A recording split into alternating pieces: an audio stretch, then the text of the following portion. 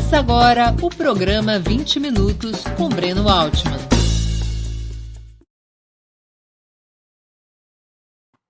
Bom dia.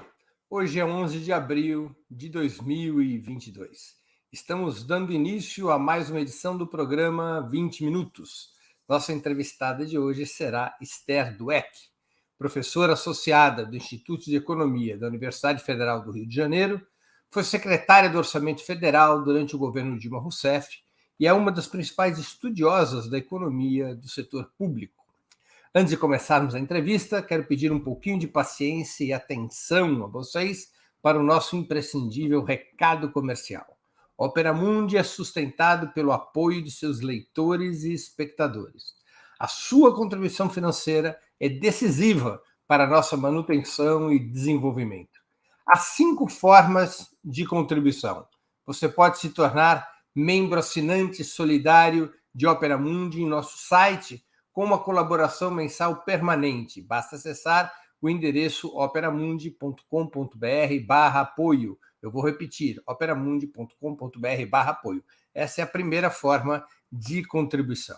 A segunda, você pode se tornar membro pagante de nosso canal no YouTube. Basta clicar na opção Seja Membro, que está diante dos seus olhos. E aí você escolhe um valor dentro do nosso cardápio de opções. Terceira forma de contribuição.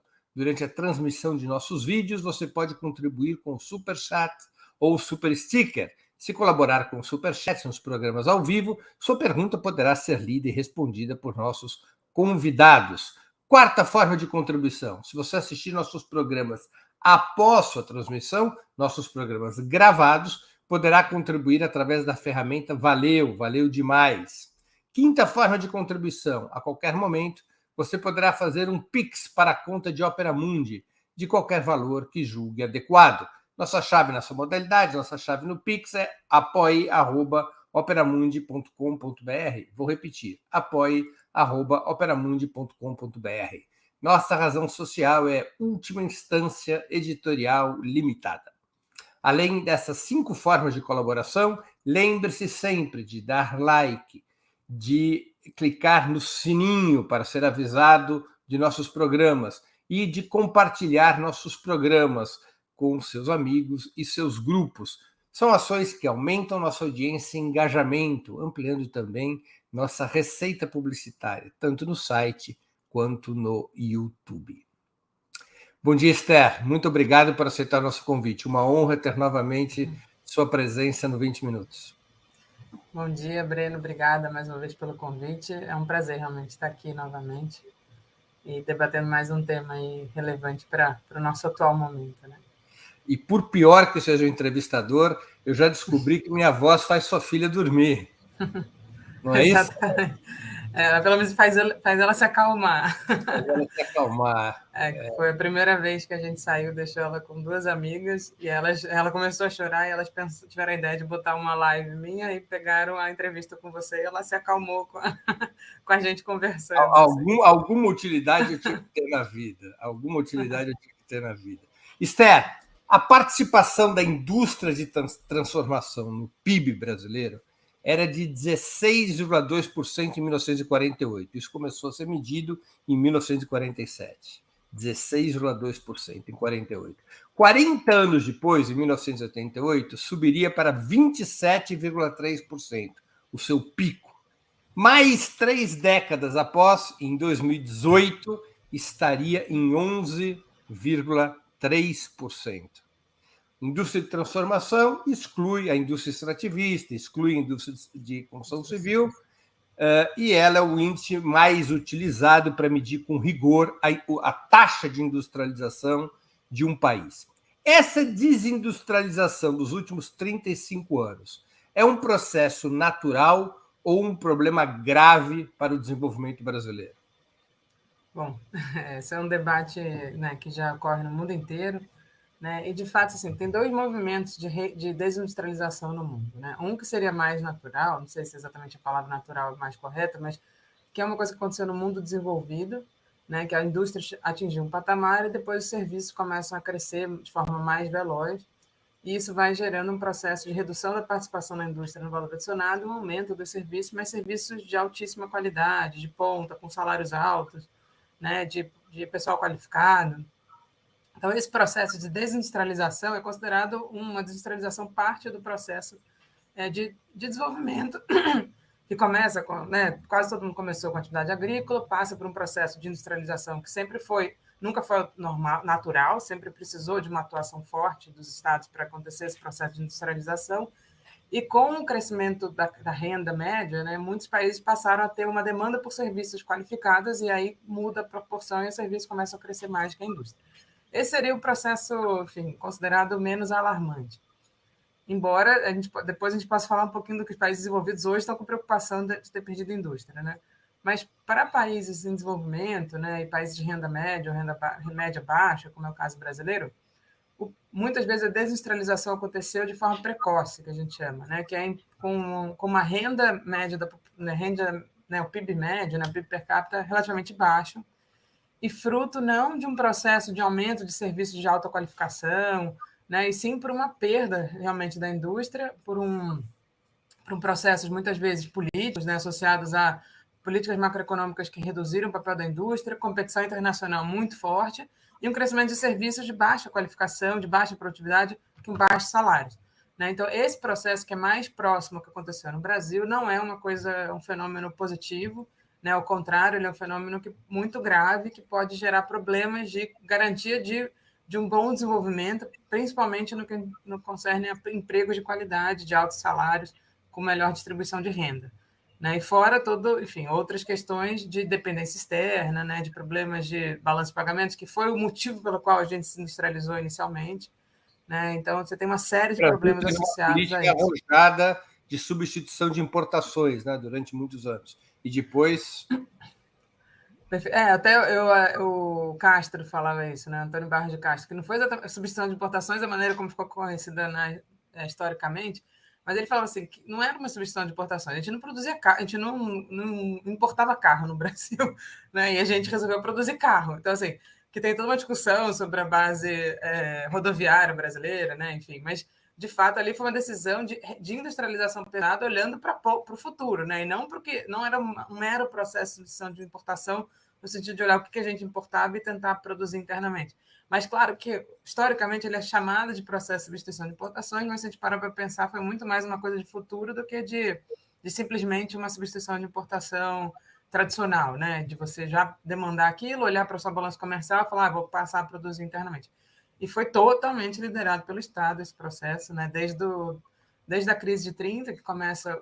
Enfim, a indústria no Brasil existia antes alguma coisa, mas ali com a crise de 30 que começa um processo forte, intensificado pelo Getúlio, depois aí começam as etapas, né, do Getúlio II, o Juscelino e o próprio governo militar, que teve um papel relevante no ponto de vista de industrialização no Brasil. Né? Então, e aí a gente termina a década de 80, que é esse período que se aponta como chegando a 27%, como um país industrial, né, e com alguns setores de ponta no Brasil, que eram, enfim, com capacidade de competir internacionalmente, né, ou pelo menos com tecnologias de ponta. Só que depois a gente perde a mudança relevante da década de 90 e 2000, e aí realmente começa a ser o nosso problema. Né? Quais são as razões principais para esse processo de desindustrialização no Brasil? Vamos lá, esse é um debate, né? Primeiro que, durante um tempo, existia um debate se havia desindustrialização no Brasil ou não. O pessoal lá de onde eu trabalho, no grupo de indústria da FRJ, eu sou hoje em dia eu sou muito mais macroeconomista do que economista industrial, né? Só para aproveitar até para dizer aqui. Mas eu trabalho até hoje no grupo de indústria e competitividade da FRJ, e o Davi Kupfer, né, que faleceu recentemente, enfim, uma perda enorme para a gente, que era uma das principais pessoas que pensavam em indústria no Brasil, ele tinha uma tese com a qual eu concordava, que houve uma certa rigidez estrutural no Brasil. A gente chegou naquele patamar na década de 80 e meio que parou. Né? E aí tiveram e a gente não conseguiu fazer a indústria, enfim, a terceira revolução industrial na eletrônica e toda essa parte, que a gente ficou muito para trás, não é à toa que hoje a gente está com um problema grave de falta de chips, né, no mundo inteiro, né, e o Brasil tinha uma empresa pública de produção de chips, que foi recentemente, né, vendida, então estão querendo acabar com ela. e a gente ficou um pouco para trás. Aí chamava de rigidez estrutural, porque existe uma discussão muito técnica, a métrica de medir desindustrialização ela foi mudando, né, de participação no valor adicionado para participação no emprego. Porque no valor adicionado o que aconteceu é que com a entrada dos asiáticos, o preço industrial caiu muito, e aí quando você olha a participação no PIB, é um problema de preço. Né? Parecia que estava caindo a participação da indústria, mas, na verdade, se você medisse corretamente, não estava, em participação de emprego não estava caindo tanto. Mas, de fato, o primeiro movimento relevante no Brasil foi a abertura comercial da década de 90. Né? Com a abertura comercial da maneira que foi de forma muito abrupta, né? E sem nenhuma preocupação em pensar como garantir uma capacidade industrial no Brasil, você teve um primeiro queda, e assim, dá para ver nos números, né? Uma despenca. É uma ladeira abaixo, não é nem uma curva. Ladeira abaixo, exatamente. E aí, na década de 2000, a gente consegue dar uma retomada, mas ainda não com uma grande mudança na estrutura produtiva, né? Retoma um pouco, mas aí, com a crise de 2008, você tem, tem uma tese, enfim, outras pessoas também, de que a gente foi um dos países que se recuperou mais rápido, e você tinha uma capacidade ociosa no mundo absurda, e aí o Brasil virou a demanda para o mundo. A gente tinha uma demanda grande, a gente tem um mercado interno gigantesco, e ali os números da indústria no Brasil param completamente, e depois a indústria para de crescer, e depois começa a cair fortemente com a crise de 2015, mas com a crise de 2008, a retomada econômica rápida do Brasil, você vê uma piora nos indicadores da indústria muito forte, e depois com a crise, aí é uma coisa muito triste. E que a gente observa que a indústria depende muito de investimento. Né? Quem demanda a indústria são as próprias empresas, é a própria indústria, e não só o setor industrial, o setor agropecuário também depende da indústria. Não é o cidadão que compra produtos, são indústrias que compram produtos de outras indústrias. Exatamente. A demanda para a indústria é muito mais ela é muito encadeada, né? Exatamente, essa imagem fala tudo aí. Né? Mesmo o setor agrobusiness no Brasil, ele demanda da indústria. Então, na verdade, você tem uma perda ali muito forte, quando a taxa de investimento no Brasil despenca, a indústria vai junto, e aí realmente é um completo processo de desindustrialização, que hoje em dia já não há ninguém que te questiona se há desindustrialização no Brasil ou não. Mas, sem dúvida nenhuma, foram esses dois grandes movimentos, a abertura comercial e depois a grande valorização cambial, e combinada com uma crise de 2008 e depois a crise brasileira. Eu ia me referir a isso. O professor Bresser Pereira, que é o principal expoente do que ele mesmo chama de neodesenvolvimentista, situa o problema da desindustrialização no câmbio. Esse seria o problema principal. Essa tese faz sentido? Ela é o principal problema? Então, eu não acho que esse seja o principal. Acho que esse é um problema, mas não acho que seja o principal problema. E aí acho que tem alguns trabalhos interessantes nessa área, né? Que, sem dúvida nenhuma, o câmbio para a indústria no Brasil sempre foi uma coisa complicada, porque se a gente olhar o processo de industrialização no Brasil, existia uma coisa que era muito... que hoje em dia não se pode mais fazer, que era chamado de câmbios múltiplos. Então, você tinha um câmbio valorizado para importação de equipamentos, que não eram produzidos no Brasil, e um câmbio desvalorizado para os produtos que eram produzidos no Brasil. O Brasil chegou a ter 12 moedas, 12 câmbios diferentes. Né? Diferentes, exatamente. Câmbio turismo, câmbio... Perfeito. E assim, você conseguia fazer um processo muito positivo para a indústria, porque ficava barato o que ela comprava para equipamentos, para montar as indústrias aqui, e ficava caro a competição internacional com os produtos que já eram produzidos no Brasil. Obviamente, com a unificação e com toda essa mudança na sistemática, você poderia fazer isso por meio de tarifas, né? E com o processo de abertura, isso foi completamente destruído e, assim, deixou de ser um pouco pragmático não, ao contrário, estratégico, né? De pensar isso de forma mais estratégica. E alguns setores continuaram protegidos por pressões políticas, outros setores centrais foram completamente abertos e ficou uma questão muito complicada. Agora, o que a gente percebe, assim, se o câmbio ajudou a desindustrializar, ele não... Tem parte da tese que ele não ajuda necessariamente a reindustrializar automaticamente. Porque o que a gente observa é muito mais uma garantia de demanda para a indústria interna, com regras, com várias políticas voltadas para isso, né? Muito associada a compras públicas, regras de conteúdo local, por exemplo, do BNDES, né? Que ajudam muito mais a crescer a indústria do que simplesmente um câmbio desvalorizado, que, na verdade, hoje em dia pode acabar atrapalhando a indústria, dado que hoje em dia a indústria brasileira está muito importadora. Então, eu não sou da tese de que simplesmente um câmbio desvalorizado vai resolver o problema da indústria, você tem muito mais coisas que precisam ser feitas. E também não sou da tese que foi um problema, realmente, isso ajudou a aumentar o problema, né? Porque você já tinha uma certa abertura comercial, ainda põe um câmbio super valorizado, que acaba, do ponto de vista de abertura, é muito mais forte, né? Um câmbio valorizado. E justamente 2011 talvez seja o ano emblemático disso. Foi quando começa o processo de criar políticas voltadas ao controle cambial para evitar a valorização excessiva da moeda brasileira, que o Manteiga chamava de guerra cambial, né? Sem dúvida nenhuma. Mas ali é um exemplo de que só a desvalorização não resolve. Claro. Se nós compararmos a evolução do câmbio dos últimos 10 anos e compararmos com a taxa de industrialização, a gente vê isso, né? O câmbio cresceu muito e a indústria foi para baixo, mais para baixo ainda do que o real. Perfeito, exatamente, é isso. Esse é um exemplo bastante claro disso. É grave, né? É uma situação gravíssima. Muitos economistas gostam de comparar o Brasil com a Coreia do Sul. De fato, hoje o Brasil tem uma taxa de industrialização de 11%. Se for feito um expurgo fiscal, é abaixo de 10% a indústria da transformação no Brasil. E a Coreia tem uma taxa de industrialização de quase 40%. E eram países que, nos anos 60, começaram de patamares semelhantes. Como é que a Coreia dispara na sua industrialização e o Brasil regride? Você já explicou um pouco os problemas brasileiros, mas só por curiosidade, como é que a Coreia consegue se lançar tão fortemente na industrialização? Acho que faltou um ponto até na minha fala anterior, que foi boa essa pergunta, que vai ajudar a complementar. A década de 80 é uma década-chave, porque com a chamada crise da dívida na América Latina, né, que não houve na Ásia.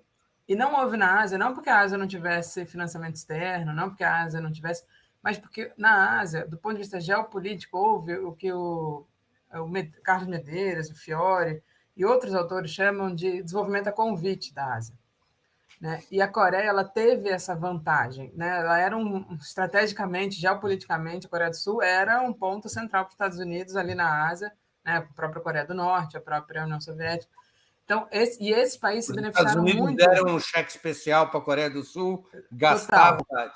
Gastar, e não só, né, dar apoio tecnológico, né, e, obviamente, com políticas internas, né, importantíssimas, enfim, uma combinação de proteção da indústria com financiamento, fizeram o dever de casa corretamente. Claro que existe muita política interna da Coreia relevante ali, mas o desenvolvimento a convite foi algo muito importante para isso. E tem uma questão central na década de 80, que os Estados Unidos foi o período de retomada da hegemonia americana, Conceição Tavares, né, escreve um texto brilhante sobre isso, que é justamente quando os Estados Unidos faz o dólar forte, que ele joga os juros lá para cima e quebra os países da América Latina, né, e sem nenhuma proteção, deixa os países da América Latina quebrarem completamente. E na Ásia, ele tem a questão da retomada industrial americana para quebrar o Japão, que era o competidor japonês. E eles obrigam o Japão a valorizar sua moeda, né, para justamente gerar uma... Só que o que o Japão faz, ele vai para os países dos tigres asiáticos. Então, a Coreia se beneficia duplamente seu capital para os tigres asiáticos. Para os asiáticos mais próximos, entre eles a Coreia. Então, esses duplo movimento, Japão e Estados Unidos, ajuda a Coreia a se industrializar, combinada com políticas internas corretas também, né? É claro que isso não adiantaria só isso, e faz com que a Coreia consiga virar a potência que ela e por uma combinação muito forte. Eu enfim, não sou especialista na Coreia, até o Wallace, que é um professor da UFBA, né?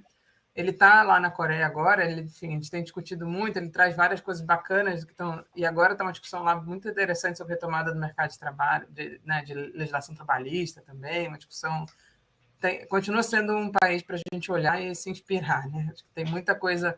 Mas, sem dúvida nenhuma, assim, acho que o desenvolvimento a convite, né? A década de 80, que os Estados Unidos, simplesmente, a América Latina é destruída lá, a política americana, e os países dos tigres, né? Uma recuperação muito grande pela reconfiguração do Japão, realmente passa a ser um... Petistas ou foi um objetivo que fracassou? Então, eu acho que não acho que existia uma preocupação, sim. Não era uma coisa... a Tânia Bacelar entrou aqui, bacana. Estava acompanhando por acaso aqui o chat. mas era uma meta, teve muita política industrial, né? Você teve, inclusive, em 2003, eu participei de um seminário no BNDES, 2003, 2004, que veio o Stiglitz, veio o Giovanni Dossi, que tinha sido meu orientador na Itália, veio muita gente de fora, um super seminário, e eu lembro até o Stiglitz falando, que bom que aqui no Brasil a gente pode falar da palavra proibida, política industrial, e tinha toda essa discussão de pensar políticas industriais para o Brasil, repensar as políticas industriais do Brasil, e tem um grande esforço de se fazer isso. Só que eu lembro muito, o Luciano Coutinho, ele sempre falava assim, o BNDES está super disposto... Depois tem um capítulo do BNDES importante, que a indústria no Brasil praticamente só existe porque existe BNDES. Tá? Era uma coisa importante para a gente falar. Não me faça spoiler do meu roteiro de perguntas. Eu nem sabia. Mas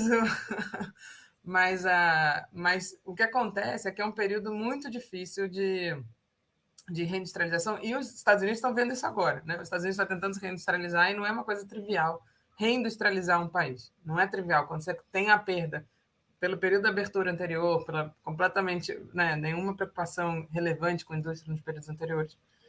Mas quais foram as principais políticas que ajudaram, inclusive, a retomar indústrias que tinham morrido no Brasil? São as políticas de investimento. Quando você tem uma retomada dos investimentos da Petrobras com conteúdo local forte, a indústria naval, que era uma indústria que tinha sumido no Brasil, né? Eu tenho 2 tios que eram engenheiros navais. Um já era professor, o outro trabalhava no setor naval, foi demitido na década de 90, nunca conseguiu voltar. Né? Você tinha... E o curso para engenharia naval volta a ser relevante, engenharia de petróleo, você começa a ter uma atração de novo, e indústrias que tinham desaparecido voltam a aparecer no Brasil. Ainda que você não perceba o percentual do PIB realmente não tem um grande crescimento, você consegue ter uma retomada relevante do crescimento industrial, ainda era relevante, só que outras coisas crescem mais. Então, participação no PIB, às vezes, não necessariamente é o melhor indicador. Se a economia está crescendo, outras áreas podem crescer mais, a indústria está crescendo bem, mas não tanto. Agora, o que acontece no governo Dilma é que o problema fica mais grave até do que no governo Lula.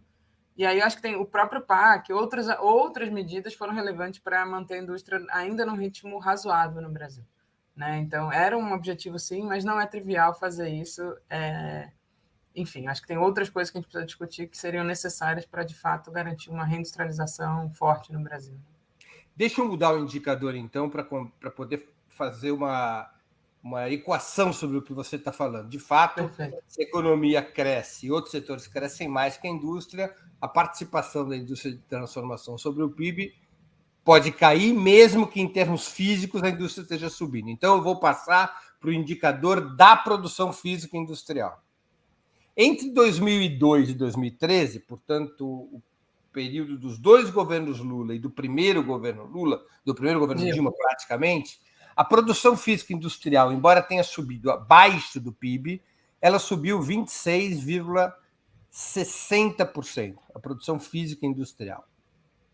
Depois, entre 2013 e 2016, em 4 anos, ela despenca 16% em termos físicos e não de participação sobre o PIB. Por que houve esse declínio tão abrupto nos últimos 4 anos de governos petistas?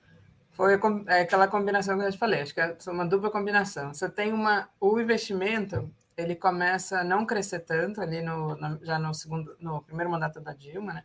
A gente tem uma discussão, né, entre os economistas que assim, o investimento público ele para de crescer, como ele chegou a crescer 40% ao ano no segundo governo Lula, né? Quando retoma o PAC, mas numa base muito baixa, né? Em 2003 o investimento público quase chegou a 0. E aí você começa a crescer, você sai de 0. Se a base é 0, qualquer crescimento é infinito, né? Então, você tinha uma taxa de crescimento muito forte, e investimento é o que puxa a indústria. Isso, assim, tem vários trabalhos que mostram isso, né? O que puxa a indústria é investimento, não é consumo. Muitas pessoas têm essa preocupação de que a gente foi... o Belchovski falava bastante isso, a gente já conversou, ele concordou depois, que era o Ricardo Belchovski, que a gente tem mercado de massas no Brasil e mercado produtor de massa na China, né? Que teve um pouco esse efeito, mas esse não é o principal efeito da desindustrialização no Brasil, é a queda do investimento, que começa a cair muito fortemente ali em 12, 13, e aí 15 despenca com a crise, 16 mais ainda, E aí isso mata a indústria, de certa O forma. que caiu foi a taxa de investimento público ou privado ou as duas? As duas, as duas. E aí, porque 15 tem um grande. Em 15 tem um grande corte, né? Que afeta basicamente. Assim, é que eu ia falar que no primeiro Dilma, o investimento público ele não cai, mas ele começa a não crescer tanto. Mas, do ponto de vista fiscal, não é irrelevante, porque você está conseguindo manter quase 2, 3 pontos de PIB de investimento público quando tinha chegado a menos de 1% um pouco antes. Então, você tem um esforço de manter ele alto, mas a taxa de crescimento é menor. Mas isso vai afetar a taxa de crescimento também da indústria. E a partir de 13, 14, quando a gente começa a desacelerar a economia brasileira, o investimento cai, já em 14 tem uma queda não do público, aí já do privado. E aí tem um fator relevante em 2014, que chama Lava Jato, né? Que afeta muito o setor de construção, mas na verdade afeta todo o investimento. Né? E aí você tem efeito Lava Jato, 2015 tem a crise, aí combina uma queda abrupta de investimento público, um corte de quase 30% de investimento público, que vai afetar o setor privado, e aí começa uma queda no investimento muito, muito forte, afetando radicalmente a indústria brasileira. Né? Então, assim, acho que ali é o problema grave, é uma combinação de desaceleração econômica, que vai desacelerar o investimento. No início de 2011, eu tinha uma tese, enfim, que eu ainda tenho ela, que era o investimento ele é mais volátil que o PIB em geral, né? Por quê? Normalmente, quando você tem um período de crescimento, você tem uma taxa de investimento, o investimento cresce, aí amplia a capacidade produtiva, e aí depois você não tem necessidade de continuar ampliando de forma sucessiva. Então, existe uma retração que foi, para mim, em 2011, teve um pouco de uma retração cíclica normal do capitalismo, digamos assim. E aí, só que depois isso se junta com a crise da Europa, né? Veio a crise americana, a crise da Europa, né? A crise grega junto com a Europa, depois vem a crise brasileira com Lava Jato, etc. E aí o negócio, o que era para ser simplesmente um ciclo normal de investimento, se torna uma crise e aí o negócio despenca.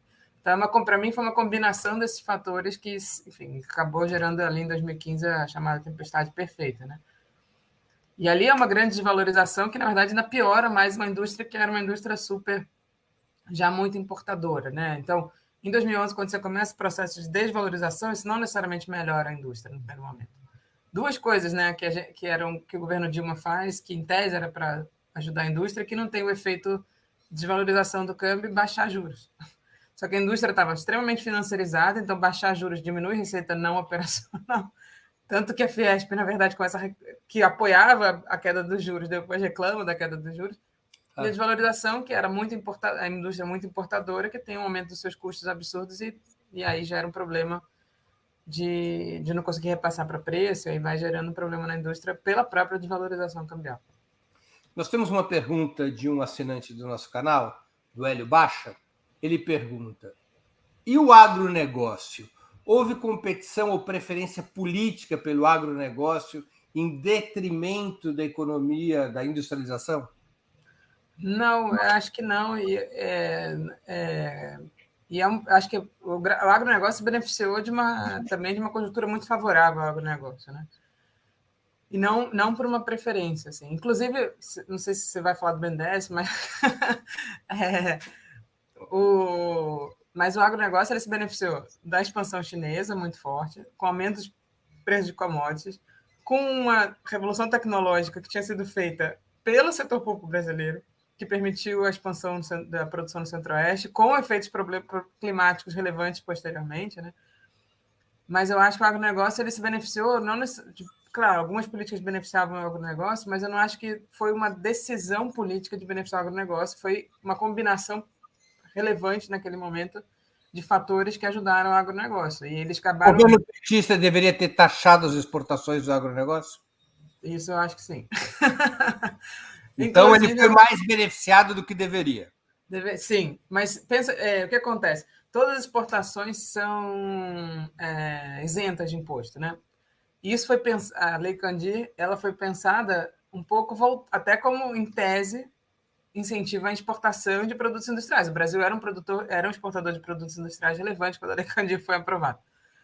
E ela, na minha opinião, tem um erro grave de não ter mantido a taxação sobre produtos básicos, né, e primários, que é o grande problema no Brasil. O que acontece na década de 2000, que minério bruto, soja, né, passam a ser exportadas com um sobrepreço absurdo pelo aumento dos preços de commodities e pagam zero imposto. Então, ali era, de fato, né, você poderia ter pensado, e eu sou muito favorável a pensar um imposto que seja com alíquotas flexíveis. Se o preço cai, você pode baixar o imposto, se o preço aumenta, você capta parte desse aumento.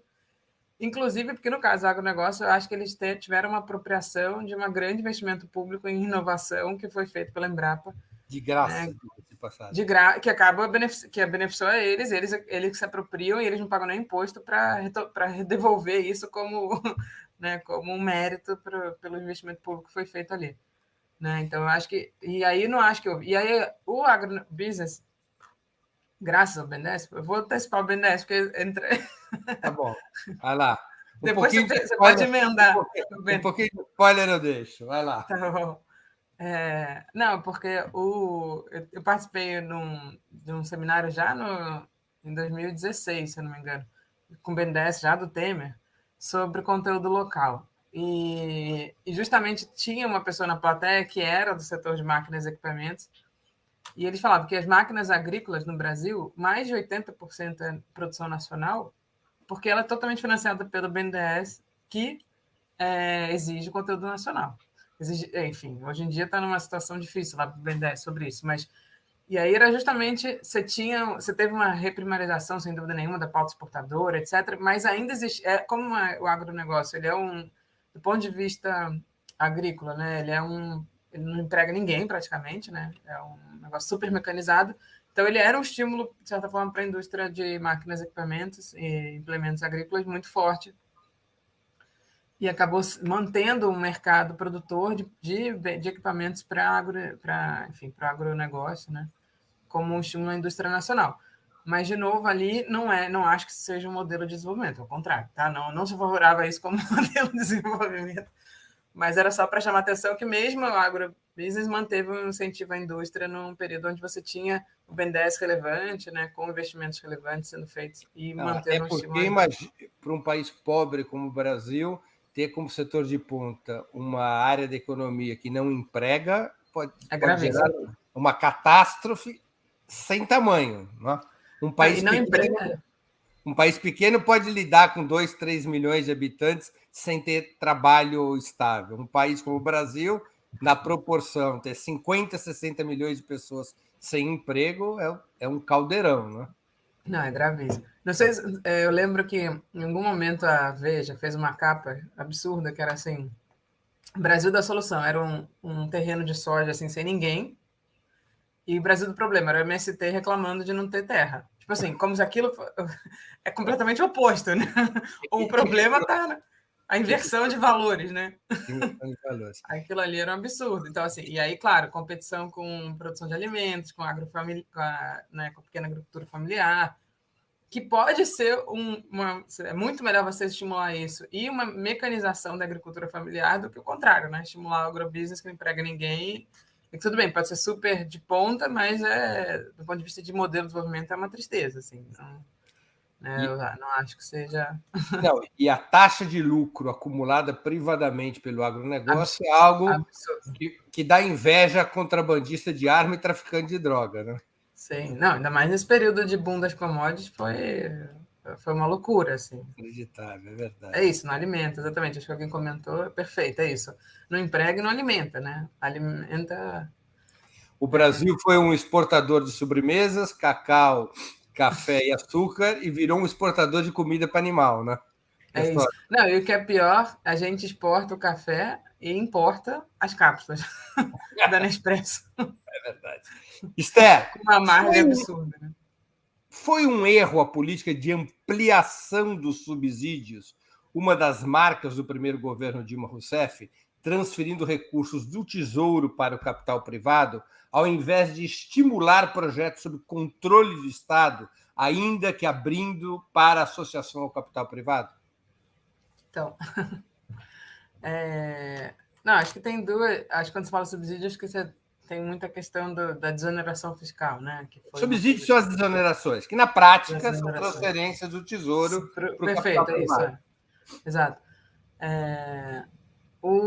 Eu acho que eu tenho uma discussão sobre isso, que é o seguinte: você estava num momento em que você estava aumentando o conflito distributivo no Brasil, né? Por um lado, você tinha essa pressão das margens de lucro de alguma forma achatadas, até pelo processo de valorização cambial forte, E né? dos E você salários. tinha salários crescendo, que era a parte positiva desse conflito distributivo, né? E acho que naquele momento, você teve, eu leio muito, principalmente a desoneração da folha, que é uma das coisas que nem é, do ponto de vista das desonerações, nem é a maior perda de receita, não, mas ela foi uma desoneração muito relevante do ponto de vista político, né, de embate político.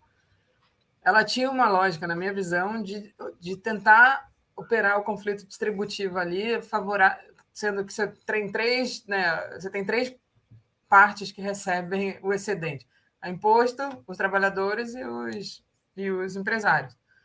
Né? E você poderia fazer da maneira como foi o Temer, que foi em cima dos trabalhadores, reforma trabalhista, quebra dos sindicatos, né, de aumentar o desemprego, né? Aquilo ali é você operar o conflito distributivo contra os trabalhadores, e era a pressão que tinha muito fortemente em 2013, quando se falava que o mercado de trabalho estava muito aquecido, que estava gerando inflação, era a pressão sobre o mercado de trabalho. Como se o governo falasse: então, eu abro mão da minha parte, então dou uma desoneração aqui para administrar um pouco o conflito. Eu vejo muito mais como isso do que como política de estímulo. Como política de estímulo, não é uma boa política de estímulo. Né? Da mesma forma como o crédito baixo também não é política de estímulo boa.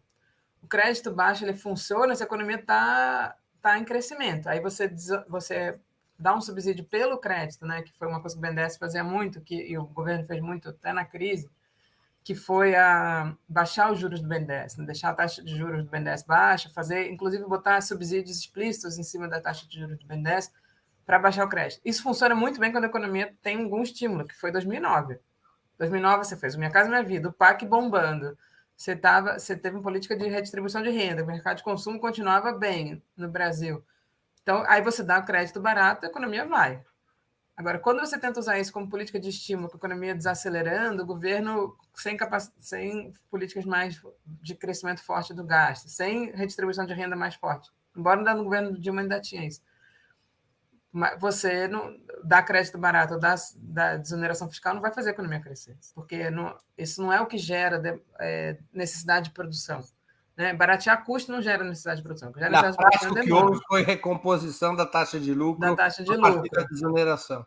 Exatamente. Essa é a minha visão, e eu acho que isso nunca foi falado explicitamente, mas eu acho que teve esse papel, e que não é à toa que, quando a Dilma é colocada para fora, a primeira coisa que o Temer faz é uma reforma trabalhista pesada e quebra sindicato e começa a ir para cima dos trabalhadores. Né? Desemprego lá em cima, e aí você quebra a perna frágil, que é a perna dos trabalhadores. Né? E que não foi feito isso, a Dilma tentou segurar isso ao máximo, tanto que em 2014 o desemprego estava lá embaixo. Né? E desemprego baixo, salários altos, né? Enfim, acho que tem uma... Mas realmente não é política, na minha opinião, isso não é uma boa política de estímulo à economia. Você pode, se a economia não estiver crescendo, você não pode dar crédito barato, você pode fazer o que você quiser, que vai ficar parado. E é isso que eu comentei que o Luciano Coutinho falava: o BNDES tinha taxa de juros excelente para a indústria, só que não tinha demanda da indústria. Não tinha Porque projeto. não tinha projeto, porque não tinha demanda para a indústria não demandava crédito. Né? Então, e aí sim, o que seria correto você precisa pensar uma política ampla de reindustrialização, né, de fato, que combina, entre outras coisas, garantia de demanda, né, e garantia de mercado E tem várias formas de fazer isso de forma positiva para a população como um todo, né?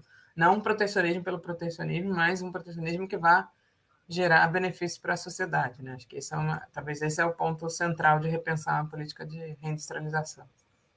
Agora vamos ao BNDES de novo. De alguma maneira, pelo menos assim destacam alguns críticos, o BNDES, especialmente sob a presidência do Luciano Coutinho, teria mimetizado, teria copiado a política dos campeões nacionais que a Coreia do Sul implementou no passado. Esta política do BNDES de escolher os campeões nacionais foi um erro ou um acerto?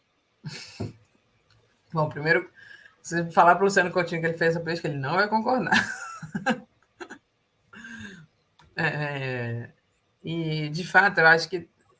porque é muito fácil olhar a posteriori e achar e dar uma interpretação que essa política é uma política de campeões nacionais, porque, de fato, os agrobusiness lá, né? As políticas de criação dos grandes conglomerados de carne, né? Mas, na verdade, acho que isso foi muito mais consequência do momento do que uma política deliberada de fazer isso necessariamente dessa forma, entendeu? Então, enfim, acho que até eu não sou a melhor pessoa para responder sobre isso, assim, acho que até o Luciano acho que toparia conversar com você, e ele é muito crítico a essa visão do BNDES de campeões nacionais, né? De que essa seria a grande política do BNDES. Porque eu acho que, de fato, o BNDES ele faz bem mais do que isso, né? E ele sempre teve, e eu acho que uma das coisas, quando eu comentei a questão de máquinas e equipamentos agrícolas, né? A gente no Brasil só existe uma indústria de máquinas e equipamentos, não só para indústria, não só para agrícola, né, mas para a indústria em geral, porque existe BNDES. Em 2010, eu estava fazendo um trabalho junto com a CEPAL, que era para montar os dados sobre na verdade, dados de contas nacionais da América Latina compatíveis com o mundial, para formar uma matriz internacional. E era interessante, quando a gente chegava na parte de investimento, no Brasil, a gente tinha, enfim, muita produção nacional, muita, e isso até dificultava dados, porque os dados de importação são muito bons. E aí os demais países da América Latina falavam, não, para a gente investimento é muito fácil, a gente olha, pega os produtos de máquinas e equipamentos importados, isso para a gente é um investimento, porque aqui ninguém produz nada de máquinas e equipamentos. E no Brasil, não. Eu falei, não, no Brasil não, a gente produz mais de 50%, 60%, até mais. É que dentro das peças vão ter mais importação, né? Mas do ponto de vista bem final, a gente tinha um percentual altíssimo de produtos nacionais sendo produzidos, porque existia o BNDES, porque existia uma política de conteúdo nacional para qualquer financiamento que o BNDES fazia, e o BNDES conseguia financiar o investimento com taxas baixas. Isso mudou também no governo Temer, a partir da mudança na taxa de juros do BNDES, que passou a ser uma taxa de mercado, que tornou o BNDES bem menos atrativo, o que gera problemas graves, tanto do ponto de vista do financiamento do investimento no Brasil, quanto do estímulo à indústria, né? Então, você tem, enfim, problemas graves de ter feito essa mudança no BNDES, na minha visão.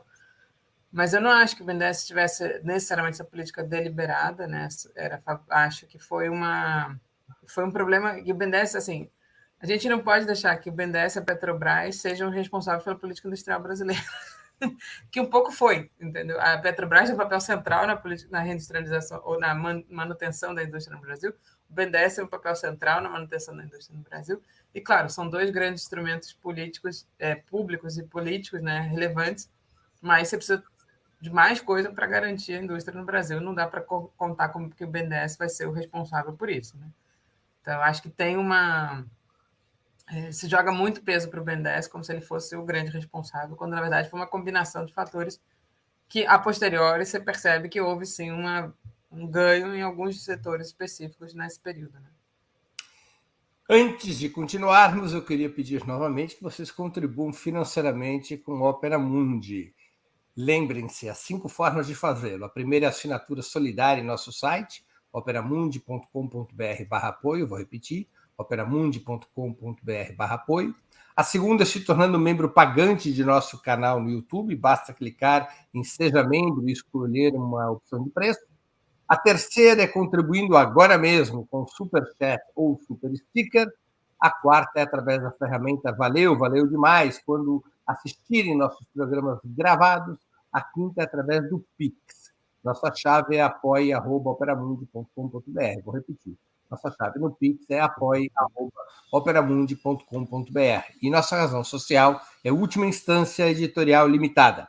Quero também informar que estamos com uma promoção especial para quem fizer uma assinatura solidária de Opera Mundi. Quem fizer uma assinatura anual ou uma assinatura mensal acima de R$ 48,00 receberá de brinde um dos famosos e charmosos bonés do Movimento dos Trabalhadores Sem Terra, o MST. A gente está comprando o boné diretamente do movimento, ou seja, um boné legítimo do MST. A assinatura solidária pode ser feita no endereço operamundi.com.br/apoio. Eu vou repetir, operamundi.com.br/apoio. Vale o brinde para quem fizer uma assinatura anual ou uma assinatura mensal de valor igual ou superior a R$ 48. Esther, você acha que a reindustrialização deve ser uma prioridade de um novo governo Lula? Sim, acho. Mas eu acho que tem uma discussão do como, né? E no fundo, para quê também, né? Acho que acho que a indústria é um setor super relevante. Ela não é tanto, é um setor muito empregador do ponto de vista, né, comparado ao setor de serviços, sem dúvida não vai continuar sendo o setor mais empregador, mas ela é essencial enfim, o número um, ela tem muitos encadeamentos para trás e para frente na economia brasileira, então ela é um setor que, se você estimula ela puxa outros setores juntos, então isso é relevante. Ela é o setor chave para inovação e competição tecnológica, né? Então, se a gente quer voltar a ter um projeto de Brasil potência, né? Se você não tiver indústria, isso é praticamente impossível, né? Você não vai ser um país potência agroexportador, não existe isso, não existe esse país no mundo, né? E ela é, inclusive, relevante para melhorar os empregos no setor de serviço. Né? Esse fim de semana, eu participei de um seminário quinta, sexta e sábado de um projeto que eu estou participando junto com a Fiocruz sobre o complexo econômico industrial da saúde, né? E acho que esse deveria ser o nosso grande complexo industrial nos próximos anos, a gente tem potencial para isso. E justamente a gente falava que mesmo um cuidador, né, que é um setor relevante na economia, vai se tornar muito relevante em termos de emprego, ele pode ser um cuidador super tecnológico, né, sabendo usar diversos aparelhos que podem ser produzidos no Brasil e que podem ser... Então, assim, você tem uma discussão importante sobre como a indústria é central para um país, né, para uma diversas coisas. Agora, hoje em dia, na década de 50, você industrializar um país era praticamente sinônimo de desenvolvimento, né? Você precisaria, e é um pouco que a gente estava discutindo ali, aquela virada do Brasil de ser um país agrário para um país industrial em poucas décadas, né? Hoje em dia, eu acho que é uma coisa, a indústria ela sempre tem que ser um meio, né? A indústria reindustrializar o Brasil para chegar em algum lugar. E justamente não pode ser como foi o processo industrial brasileiro inicial, que foi um processo que gerou uma grande concentração urbana, mas desenfreada, né, com aumento enfim, de toda a favelização dos grandes centros urbanos, sem preocupação em integração da população diretamente, né, garantir esse processo de desenvolvimento que beneficiasse a todos. E eu acho que justamente essa virada é relevante. Então, hoje em dia, né, eu acho que uma reindustrialização no Brasil ela tem que ser um meio para alcançar um objetivo sendo um dos principais objetivos a diminuição das desigualdades no Brasil, de forma ampla, né, em todos os seus sentidos. Então, por isso, quando eu falo do complexo econômico industrial da saúde, esse, para mim, talvez seja um setor bastante emblemático, em que ela é uma demanda social absurda da população, né, ter um serviço de saúde de qualidade, né, que a gente possa prover um serviço público gratuito para a população de qualidade, mas ela, ao mesmo tempo, ela demanda a indústria fortemente, e a gente não pode ter, como o Carlos Gadelha fala muito, esses pés de barro do SUS, que é um sistema único, maior sistema universal do mundo, que depende fortemente de importação de equipamentos, de máquinas, da parte de remédios, né, tanto do farmacêutico quanto mecânico, de base mecânica, é muito importador. Então, se você parar para pensar, isso é um potencial enorme de reindustrialização de um setor que o Brasil tem potencial, né, que pode ser feito e combina uma demanda clara, que é o próprio SUS, com a base industrial. Então, essa ideia, né, de você pensar em reindustrialização a partir das demandas sociais, para mim, é uma ideia muito forte e que está crescendo.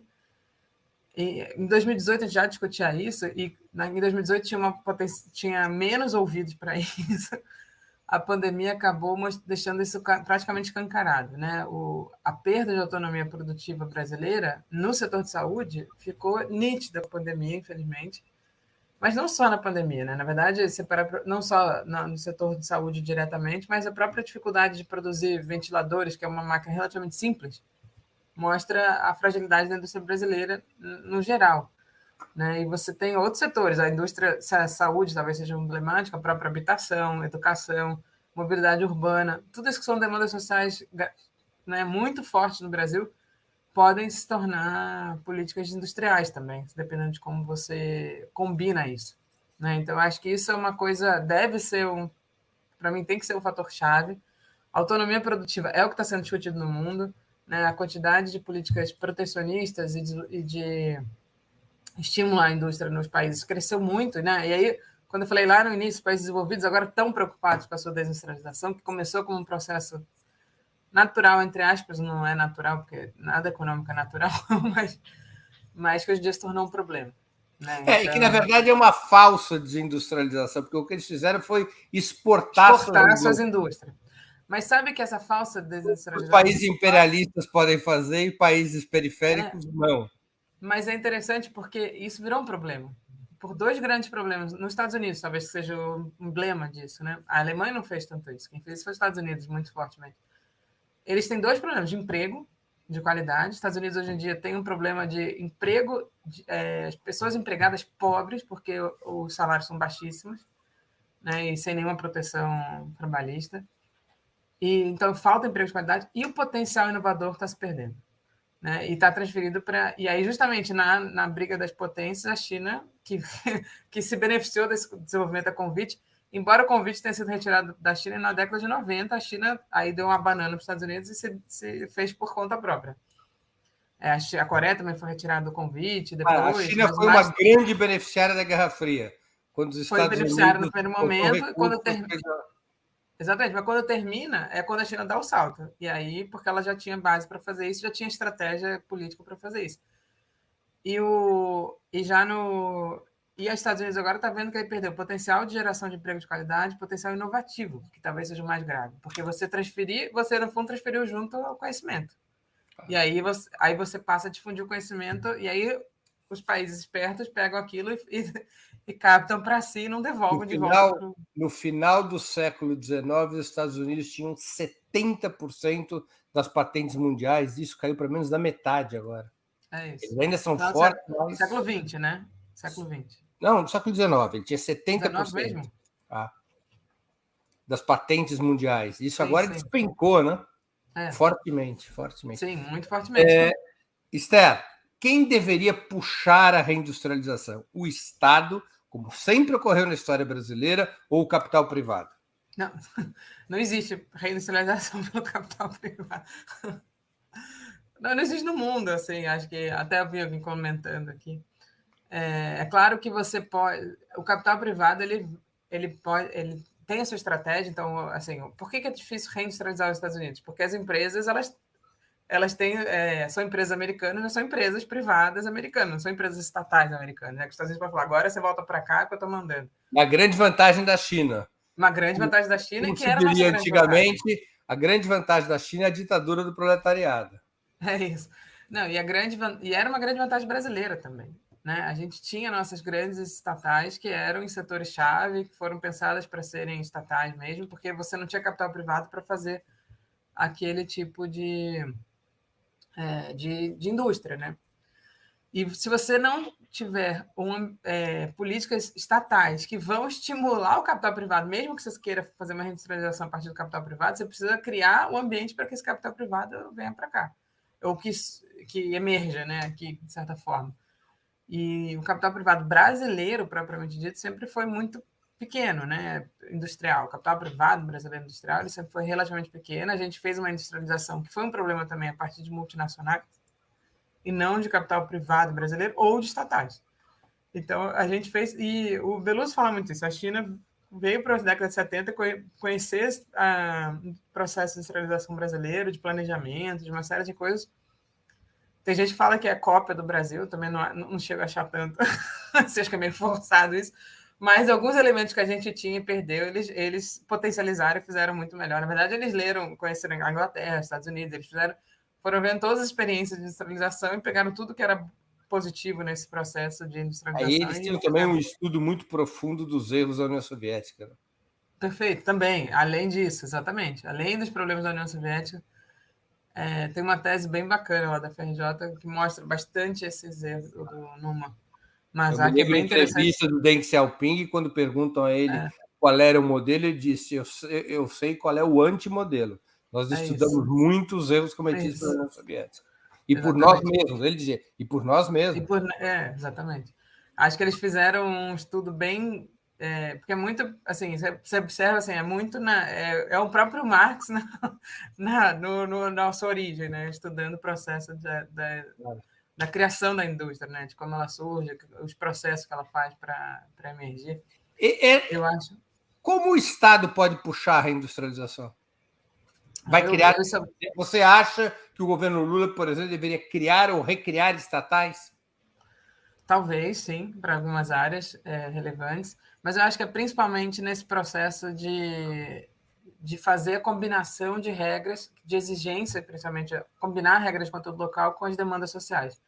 Isso eu acho que esse é o estímulo mais assim, direto que você pode fazer. Né? A recriação de estatais, em alguns casos, seria necessária pela ausência de capital privado com interesse em vir para cá, eventualmente. Agora, se a gente parar para olhar, uma política que eu até participei e que poderia ter dado certo, que foi quando o PAC no início era muito centrado em investimentos de construção civil, que o Brasil era forte, né? Enfim, apesar de todos os problemas. Mas quando foi entrar numa área que era muito intensiva em capital, que era a mobilidade urbana, os primeiros investimentos do PAC em mobilidade urbana vazaram completamente para a China. Completamente, assim. Fora compra de trens chineses e com uma coisa absurda, que não veio de bitola errada, então não cabia nos trilhos, teve um problema de atraso de entrega, um monte de problema, além do vazamento de um investimento público, né? De investimento público ser feito, aí sim, investimento público brasileiro indo para virar produção na China. Criava um mercado no Brasil para comprar produto chinês.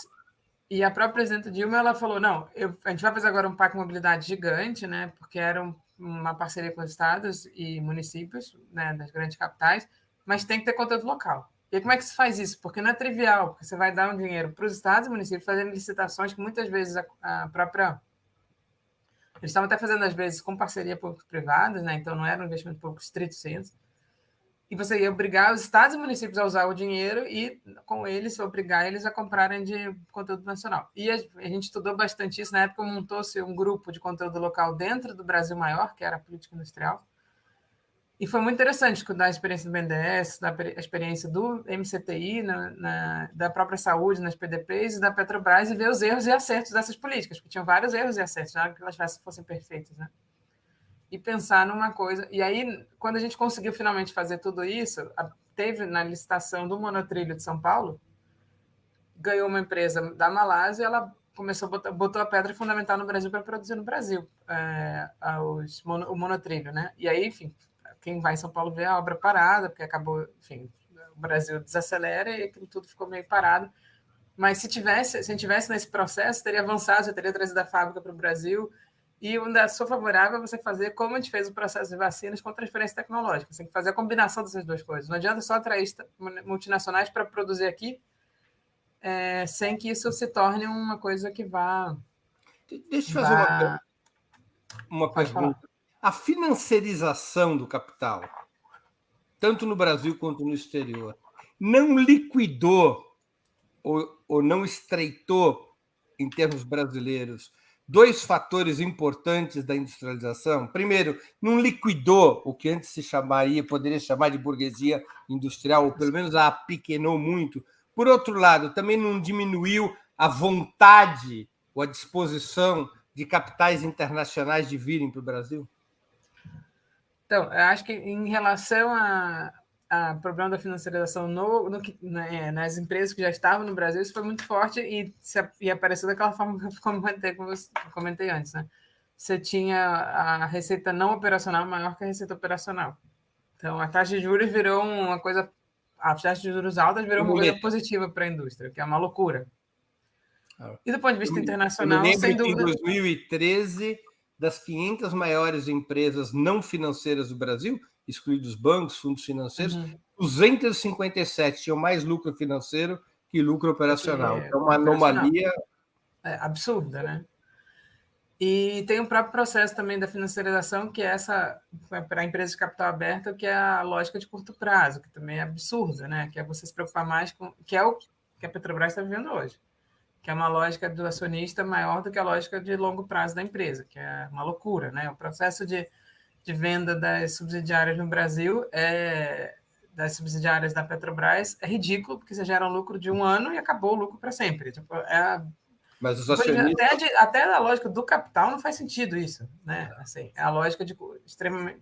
curto-prazista, voltada simplesmente para gerar lucro imediato, absurdo, né? Não pensa nem mesmo que fosse uma empresa privada decente, que é a lógica do CEO, né?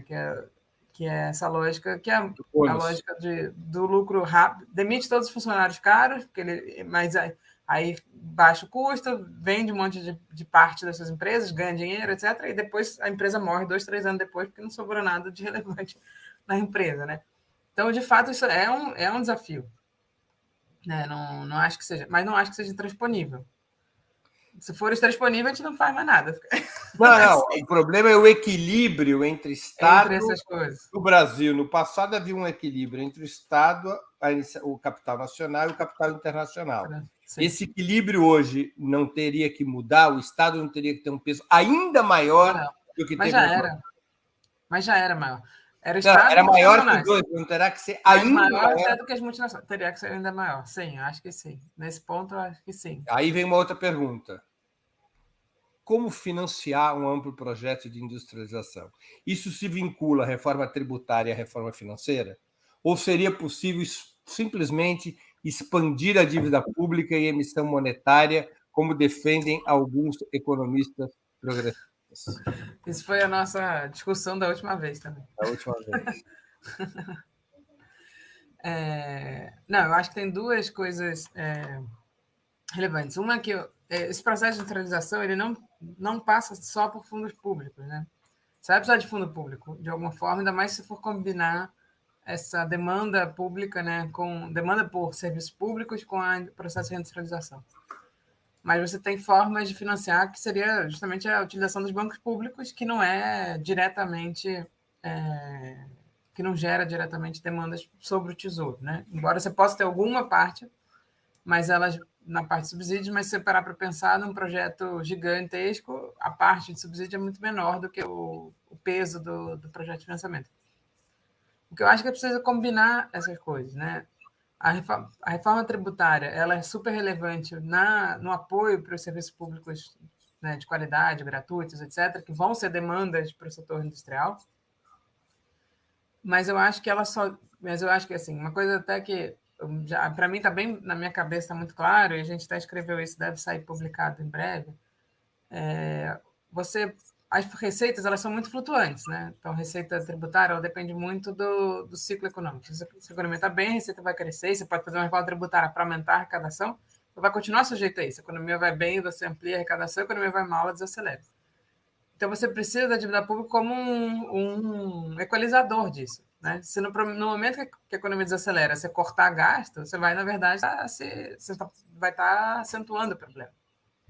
Então, você precisa justamente usar uma combinação desses elementos do ponto de vista do financiamento público estrito sensu, no sentido de gasto público primário. Né? Você precisa de uma reforma tributária, sem dúvida nenhuma, para permitir uma recomposição da capacidade do Estado de gastar. Eu acho que financiar o SUS tem um para financiar o SUS, perfeito. Gigantesco. E as grandes políticas sociais elas precisam ter fontes garantidas de recursos tributários, na minha opinião. Só que eles vão estar sempre sujeitos a esse ciclo. E aí, uma das coisas que a gente está estudando justamente é que eu tenho que desvincular os gastos do ciclo econômico. E, para isso, eu preciso, no momento de baixo, utilizar instrumentos como endividamento público, etc., para permitir essa... E, no momento atual de retomada, provavelmente usar isso também para poder ajudar a retomar e recuperar a arrecadação e, com isso, fazer... Que é um pouco que os Estados Unidos está fazendo. Faz um grande gasto agora e faz uma reforma tributária para recuperar esse ganho depois, inclusive taxando de quem ganha com a dívida pública, né? Que é um problema no Brasil, que é a não taxação das grandes rendas no Brasil. Né? Então, acho que nesse sentido você precisa fazer isso. Por outro lado, você pode financiar por meio da atuação mais forte dos bancos públicos brasileiros, que podem utilizar recursos públicos no seu capital, mas também podem captar fora, podem fazer uma série de coisas, intermediar, fortalecer o mercado de capitais brasileiros. Tem uma série de coisas que os bancos públicos podem fazer para garantir o financiamento do investimento privado de forma que não dependa estrito sensu dos financiamentos tributários, né? Então, acho que você tem uma combinação de elementos aí para fazer isso. Há coisa de 8, 10 anos atrás, o Stiglitz, que foi prêmio Nobel de Economia, e não é nenhum marxista, muito longe disso, ele disse: os países da periferia somente somente conseguirão retomar seu desenvolvimento se seu sistema financeiro for estatal. O sistema financeiro brasileiro teria que ser estatal para poder retomar o desenvolvimento, como Stiglitz recomendou? Eu não lembro mais essa frase dele, em que contexto que foi. O que você observa, a gente falou da Coreia aqui, né, enfim, dos tigres asiáticos, e o Brasil também. Todos os países que conseguiram fazer um processo de industrialização tiveram algum sistema de financiamento estatal. Então, bancos públicos, ou uma combinação, no caso da Coreia, de bancos associados aos grandes conglomerados produtivos, né? Você tinha grandes bancos associados a conglomerados para fazer o processo de financiamento. Eu acho que o Brasil, comparado aos países em desenvolvimento em geral, tem um sistema estatal relevante do sistema financeiro. Não é à toa que os nossos dos 5 maiores bancos, 2 são públicos, né? Se você pegar, e um é de capital totalmente público, é o caso da Caixa, o BNDES, que é capital totalmente público, né? Você tem o Banco do Brasil, que é capital misto. Eu acho que o Brasil tem um sistema financeiro com um peso estatal relevante e que deve ser mantido. Isso é muito importante. E nacional também, né? O risco de internacionalização é muito grave, mas a maior parte dos países desenvolvimentos não tem. E todos esses sistemas estatais de financiamento, eles foram criados como uma resolução do problema do sistema financeiro não financiar, que é mais relevante que o investimento. O sistema financeiro ele não tem nenhum interesse privado em financiar o investimento, por mais que eles digam que sim. Eles reclamam que o BNDES tem acesso ao FAT, que é o Fundo de Amparo ao Trabalhador, porque de fato é uma fonte barata para o BNDES, mas com isso ele consegue potencializar a geração de emprego no Brasil, né? E os fundos e os bancos privados reclamam disso como se eles de fato quisessem financiar o investimento, que é algo que tem que ser financiado a taxas baratas, a longo prazo, com altíssimo risco. Isso não é de interesse do capital privado. Então, por isso que você precisa de soluções estatais para o financiamento, e o Brasil, felizmente, tem, né? E você tinha um sistema que os 3 bancos públicos eles se dividiam mais ou menos, o Banco do Brasil ligado ao crédito agrícola, a Caixa ligada ao investimento imobiliário e também a financiamento a estados e municípios para áreas de serviços sociais, como saneamento, mobilidade, eram muito ligados ao FGTS, e o FAT, o BNDES, para a infraestrutura pesada, para a indústria.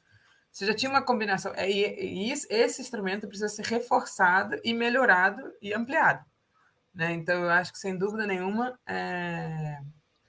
isso é uma coisa que a gente se mostrou muito relevante, tanto do ponto de vista de financiamento e investimento, como na disputa com os bancos privados, né? O que acabou gerando uma tensão política grave no Brasil também. Então, eu acho que no caso brasileiro, a gente está dentro dos exemplos positivos do Stiglitz, não dos exemplos negativos do Stiglitz. Né? Sim, mas muitos dizem, eu já li vários estudiosos que reclamam do seguinte, que os bancos privados brasileiros, que recebem também estímulos públicos dos mais diferentes tipos, eles realizam o que se chamaria de encilhamento do crédito, ou seja, eles pegam o dinheiro e o dinheiro não chega no investimento produtivo. Eles operam esse dinheiro para fazer arbitragem, para ganhar dinheiro com a dívida pública. E que isso seria um câncer no sistema financeiro brasileiro pelo seu alto grau de monopolização. O dinheiro não chega na ponta. Como é que resolve isso? Acho que o exemplo muito nítido disso foi a pandemia. Quando o governo... Porque você tem o chamado reserva compulsória, né, dos bancos, que o Banco Central define quanto que os bancos têm que manter dentro do Banco Central para garantir a base das contas que eles têm, etc. E o governo, como política de estímulo, baixou o compulsório, que a gente chama.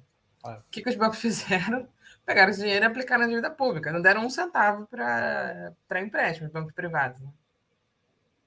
O que é óbvio, porque assim, porque a gente vive um sistema capitalista, realmente. Alguém falou aqui sobre revolução. Realmente, se a gente conseguisse fazer uma revolução no Brasil, virasse um sistema não capitalista, e aí com o sistema financeiro totalmente estatal, você mudaria a lógica do sistema financeiro. Mas eu nem acho que seja que você precisa disso para poder ter um sistema financeiro que funcione para o desenvolvimento, né? Agora, você não vai esperar do capital privado que ele vá tá preocupado com a geração de emprego e desenvolvimento. Eles não estão preocupados com isso, estão preocupados em ganhar dinheiro. Então, ele vai olhar qual é a forma que eu ganho mais dinheiro.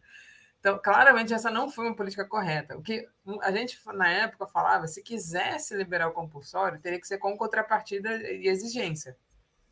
que, diga-se de passagem, o BNDES, o governo fez uma linha para os não tem a ver com o sistema financeiro, tem a ver com o hospital privado. Uma linha de financiamento a juros baixíssimo para a construção de leitos, mas que teriam que estar disponíveis ao SUS pelo preço que o SUS paga. E o SUS dobrou o preço que ele estava pagando pelos leitos na época da pandemia. Os hospitais simplesmente não quiseram pegar dinheiro. Porque para eles preferiam ficar com a demanda privada, eles estavam bem obrigados, não queriam gastar dinheiro, pegar dinheiro para ampliar a capacidade para vender para os. Então, perceba, eles iam pegar dinheiro mais barato. E vender para o SUS, que paga um preço menor do que eles recebem dos planos de saúde. Eles não quiseram fazer isso, porque não adianta, é da lógica do capital privado, não adianta esperar que o capital privado vá ter uma preocupação com o. Sim, mas em termos de reforma financeira, Esther, não teria que criar, digamos, os Estados Unidos nos anos 30, o Roosevelt aprovou a lei Glass-Steagall, né? Glass-Steagall, que quebrou o monopólio dos bancos, dividiu entre bancos de investimento e bancos comerciais, impediu os monopólios nacionais e fez com que os Estados Unidos tivessem milhares de bancos que estavam obrigados a emprestar, porque ou eles emprestavam, eles quebravam. Nós não precisamos de uma reforma desse tipo que quebre os monopólios? Não estou falando de revolução, de sistema. Não, entendi. De regulação. No fundo é regulação. Você precisa de regulação correta. No fundo é isso. O Roosevelt fez. Para o país poder funcionar, não dá para ter 10 bancos, tem que ter 2.000. Sim. Mas eu acho que a quantidade pode ajudar, mas ela não necessariamente vai ser necessária. Se você não tiver uma boa regulação, no fundo é isso. Assim, então, eu preciso de uma boa regulação para permitir que eu faça isso. A própria coisa, baixar o compulsório, se tivesse botado uma obrigação de eu vou baixar o compulsório, só que você só pode usar esse recurso se for para emprestar para as empresas, para renegociar crédito de empresas quebradas, renegociar crédito de famílias, etc. Se não for para isso, você não pode usar.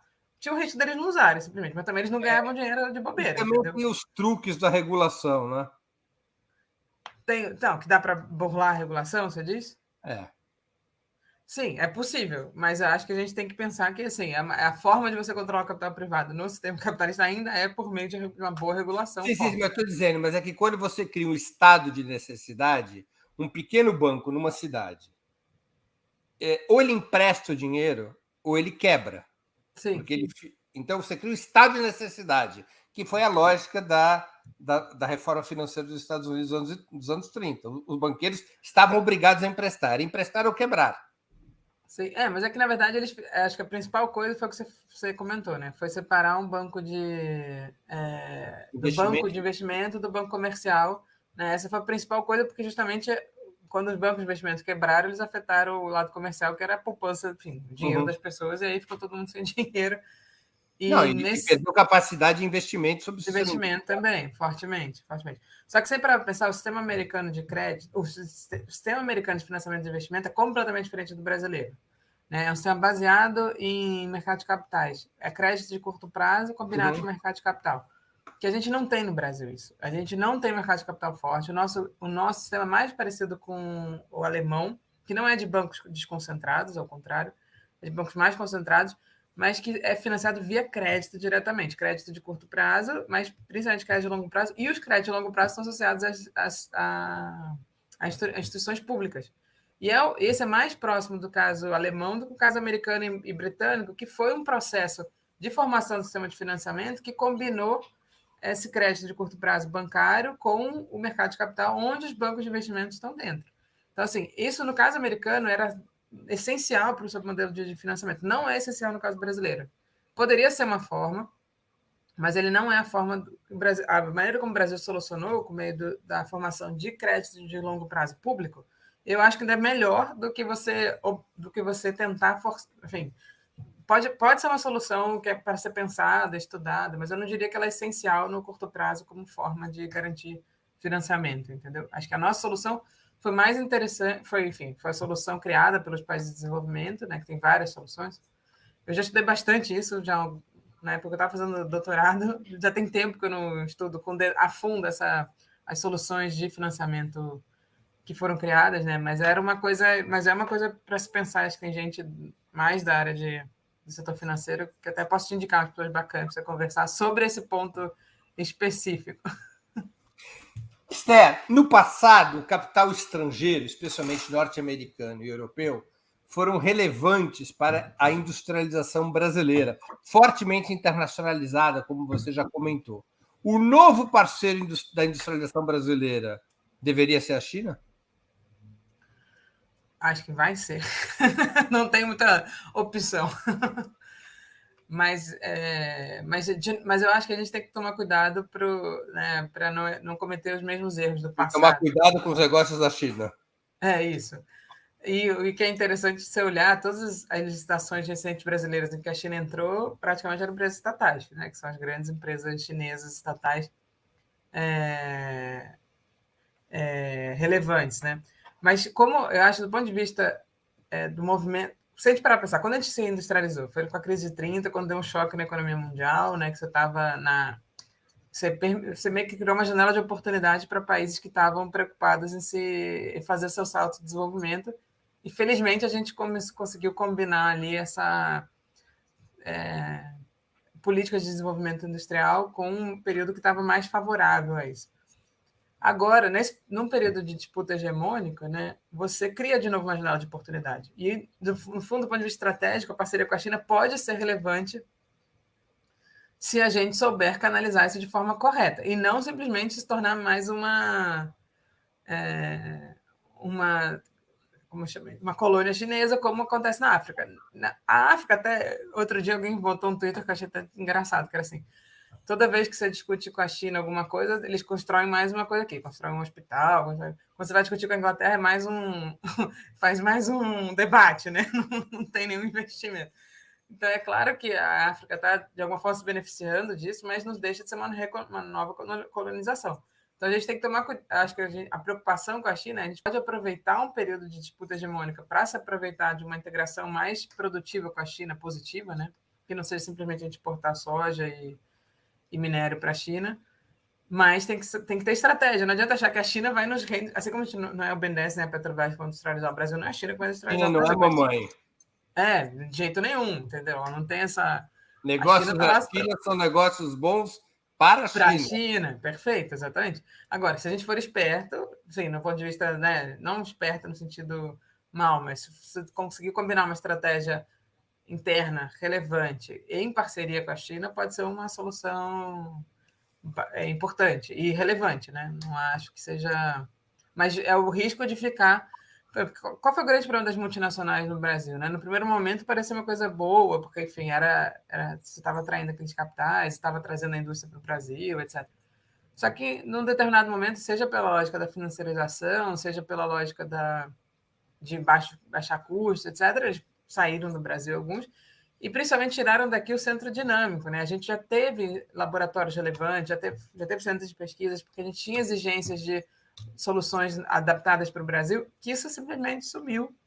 E isso foi deslocado para outros centros, e a gente perdeu a parte mais relevante da indústria. Então, você ficar dependente de capital multinacional tem esse grande risco, né? Tanto de deslocamento da produção, quanto de perda do que é mais relevante com o potencial inovativo.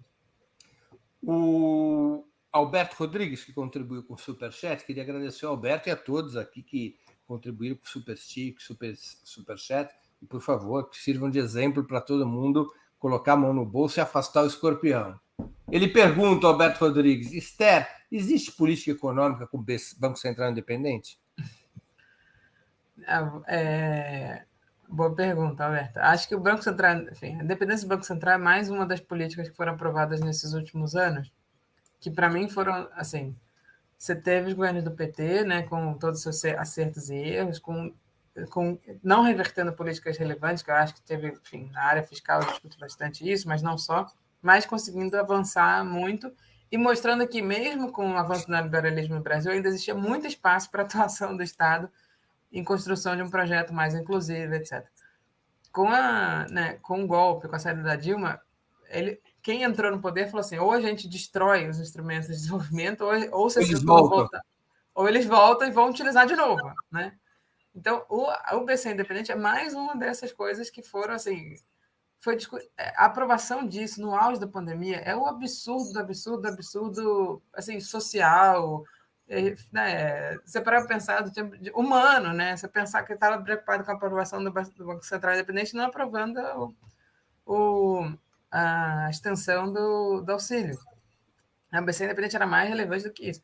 Então, assim, de fato, esse é mais um dos mecanismos de destruição dos instrumentos de desenvolvimento que vai junto com uma série de outros, né? E algumas coisas foram...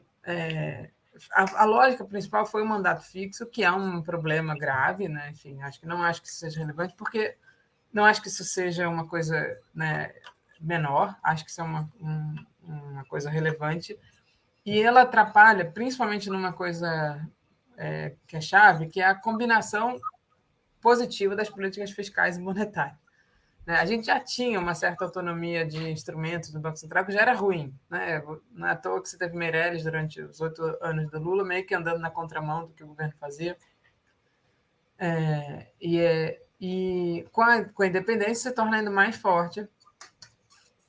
Mas você, mesmo com isso, você tem outras maneiras de fazer a política econômica. Ela atrapalha bastante, mas ela não impede de alguma forma.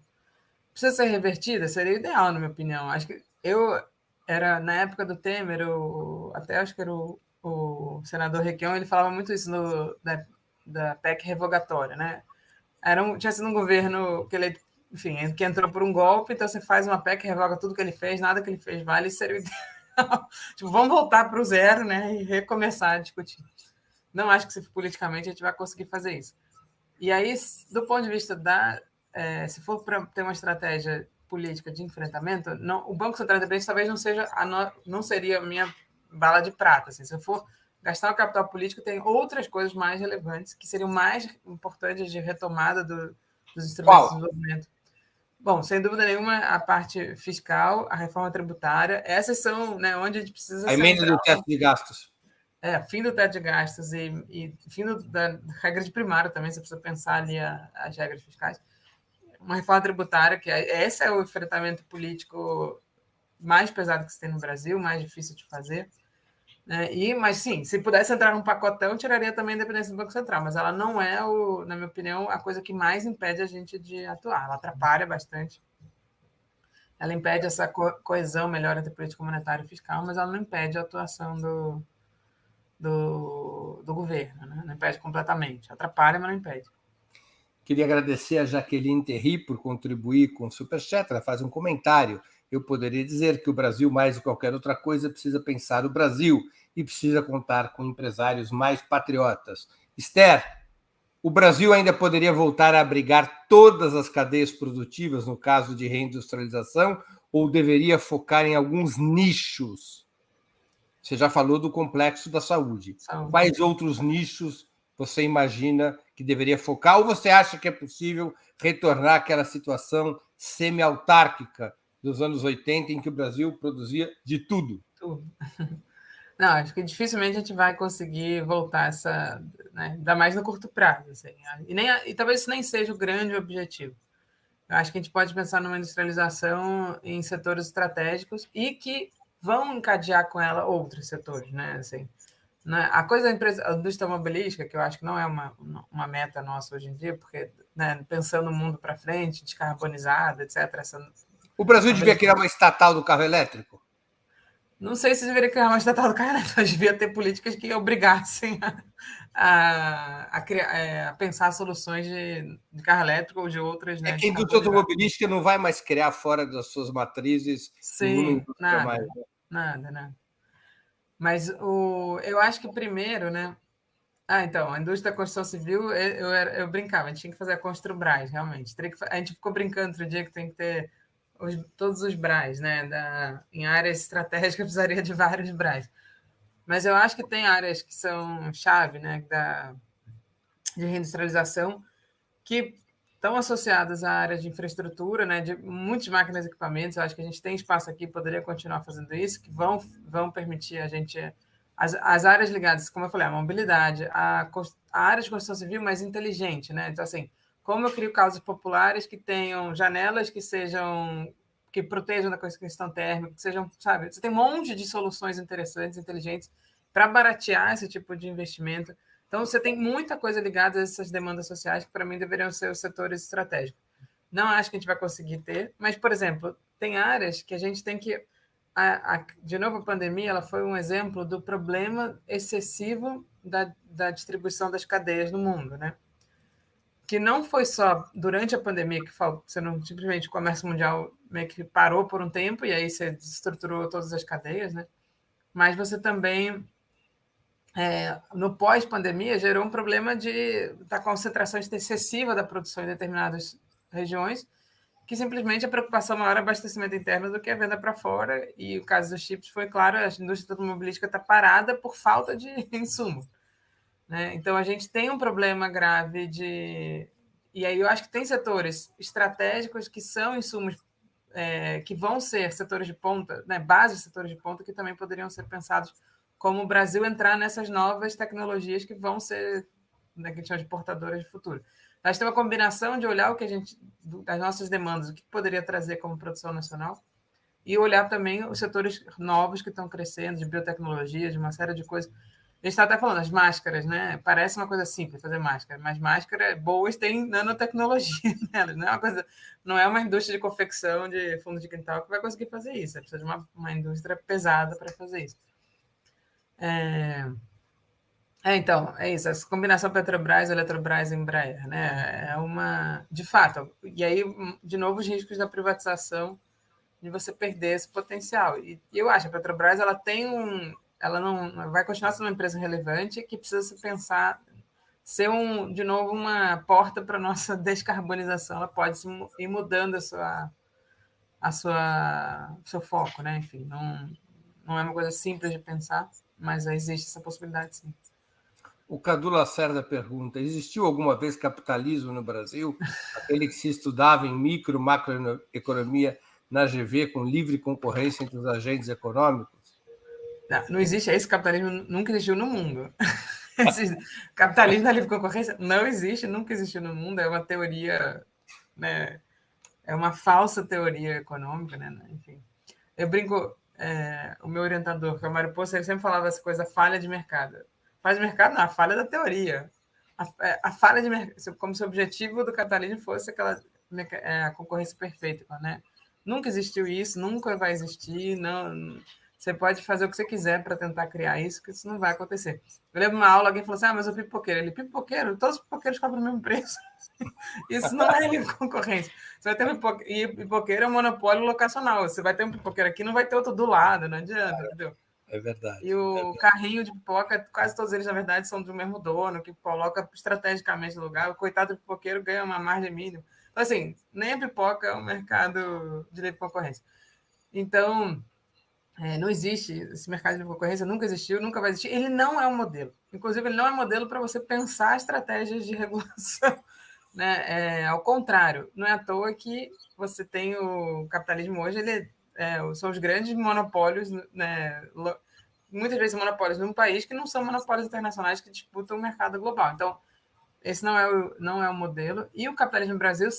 Né, ele existe, a gente é um país capitalista com seus problemas de um capitalismo tardio, atrasado, subdesenvolvido, com todos os problemas associados a isso, né, e que até hoje a gente não conseguiu avançar. Mas os problemas tradicionais de concentração, monopolização, todos esses problemas existem no Brasil iguaizinhos aos países desenvolvidos. Né? Esther, nós estamos chegando ao fim da nossa conversa. Até quero pedir desculpas aquelas perguntas que eu não pude ler, porque nós estamos já com 1h30 de programa. Aqui eu já atingo o meu limite e a Esther tem que alimentar a filhinha dela. Esther, estamos chegando ao fim então, da nossa conversa. Eu queria te fazer 2 perguntas que eu sempre faço aos nossos convidados e convidadas antes das despedidas. A primeira, qual livro você gostaria de sugerir aos nossos espectadores? A segunda, qual filme ou série poderia indicar a quem nos acompanha? Então, eu até pensando nisso, né, que eu sei que você pergunta, eu estou voltando de uma licença maternidade. Aí até o livro que eu pensei foi o livro que eu ganhei de um amigo quando ele soube que eu estava grávida, ele me mandou, que chama Pésame Mútil, que é justamente uma discussão sobre essa coisa de criação de filhos. Eu li vários livros, né? Mas, enfim, poderia citar vários nessa temática. Mas esse foi mais porque eu ganhei de um amigo e é muito bacana esse livro, assim, acho que vale a pena. Quem estiver nesse processo aí, pensando em ter filhos ou grávida já, pode ler, né? É uma mudança até uma discussão mais recente sobre a forma de criação. Uma recente não, essa discussão é a mais velha do mundo, né? Mas é um pediatra que, enfim, de uma linha bem bacana que eu gostei de ter lido. Assim. Agora, série e filme, eu tenho visto poucos filmes, né? Mas séries eu tenho visto bastante. Uma que foi até engraçado, quando eu fiquei grávida, eu tive que descansar alguns dias, assim, ficar mais em casa. E aí eu falei assim, vou assistir uma série nova. Aí comecei a assistir Working Moms, sobre as mães que trabalham.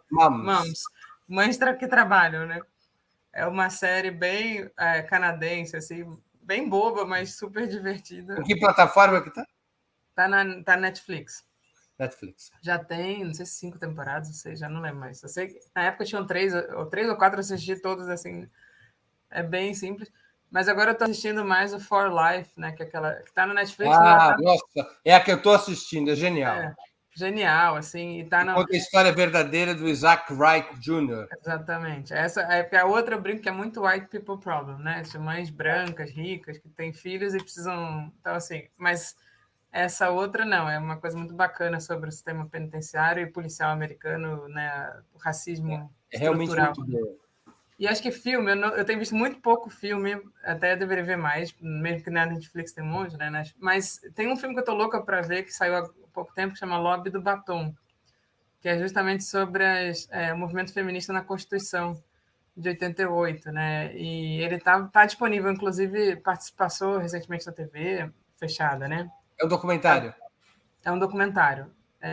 E várias das feministas brasileiras daquela época estão lá. A Benedita é uma das atuantes, né? Que já era parlamentar. Enfim, acho que é um filme bacana para ver nesse período agora. Esther, eu queria agradecer muitíssimo pelo teu tempo e por essa conversa tão informativa e pedagógica. Muito obrigado por ter novamente aceito o nosso convite para essa mentira que se chama 20 minutos, né? Porque dura de 90 minutos em diante. É um número quântico. É um número quântico. Obrigada, Breno, mais uma vez. É sempre um prazer. Eu realmente tenho que alimentar a filha agora. Está muito que bem. Até logo, Esther. Tchau. Obrigado. Eu queria também agradecer a todos e todas que assistiram esse programa, em especial aqueles que puderam fazer contribuições financeiras ao nosso site e ao canal do Opera Mundi no YouTube. Novamente, peço desculpas àquelas perguntas que não puderam ser lidas, mesmo anexadas com uma contribuição por Superchats.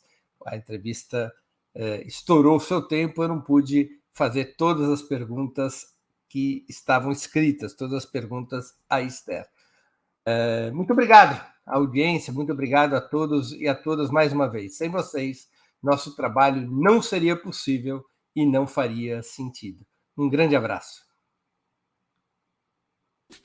Para assistir novamente esse programa e a outras edições dos programas 20 Minutos, se inscreva no canal do Opera Mundi no YouTube. Curta e compartilhe nossos vídeos, deixe seus comentários. O jornalismo de Opera Mundi é mantido com o seu apoio. Faça uma assinatura solidária em www.operamundi.com.br. Com um pequeno valor mensal, você nos ajuda no desenvolvimento de um jornalismo independente e de qualidade. Obrigado pela audiência e até a próxima.